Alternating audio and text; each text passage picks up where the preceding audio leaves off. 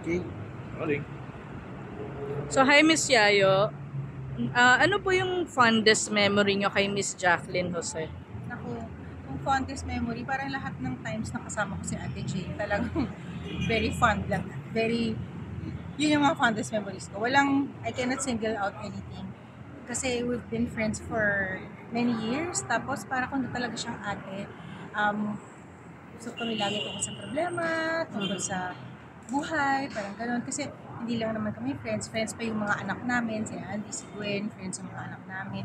So, para ko na rin silang pamilya, lahat, pati lahat ng pamilya ni Ate Jay. Hindi lang talaga sa work, it's like an extended family. So, it's such a big loss. So, basta hindi ko siya makakalimutan kasi palagi kaming merong pag-uusap na, alam mo yung pag-uusap ng magkaibigan na at parang magkapatid na hindi lang pwede isang oras. Kaya Yes. ganun makipag-usap si Ate Jane. Hindi mo na mamalayan yung oras. Tsaka hindi kami natatapos. Parang, sige, kung fondest memory, naalala ko yung one time na many years ago, after ng birthday ni Aiko, sabay kami umuwi.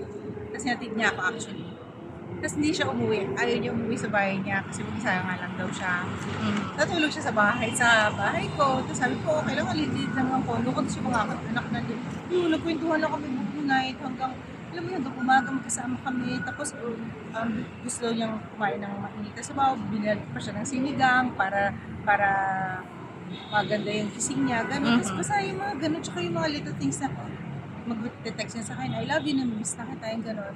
Yun nga lang, it's so sad because I feel guilty na hindi ko siya napuntahan kasi yung just before she left, nag-message siya sa akin ng mahaba, tapos pinaparent niya yung house niya. Sabi niya, gusto ko ito. House niya sa may... Sa LGE? Oo. Sabi niya, gusto ko mapunta sa lito. Sabi niya, gusto sa iba.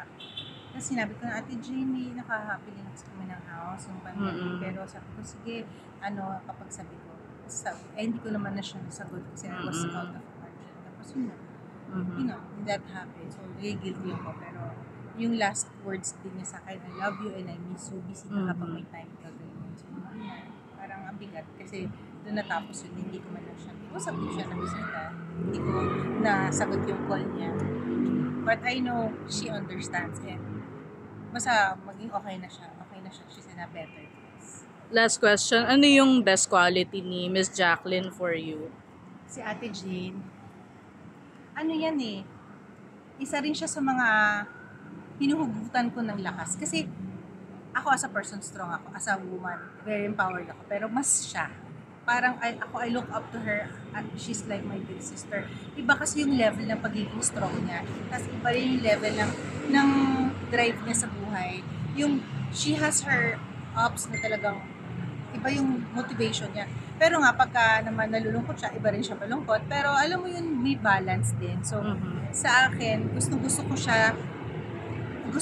siya pagka nag-uusap kami kasi she makes me feel important. Yung mga inputs ko, importante sa kanya sasabihin ko, yung gano'n. Siyempre, importante yung pag magkaibigan kayo, diba? Yeah.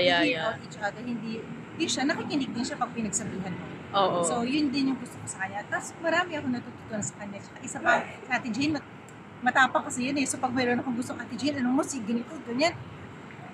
Talagang, hindi naman yung aawayin, pero siya kasi, diretso siya Pag ayaw niya, Pag may nakita siyang mali, sasabihin niya. Ako kasi, hindi ko kaya yung gano'n. Pero siya talaga, Ate Jane, ganito, ang bahala sa'yo. So, protector yan. Protector talaga. Lalo na pag mahal ka niya, paprotektahan ka niya. Ganun siyang classic. Napanood ko nga yung interview ni Claudine, yung sabi nga sa kanya daw, parang pinagalitan siya ni Miss Jane nung yung sa tatay niya, 'di ba? Yung medyo Oo.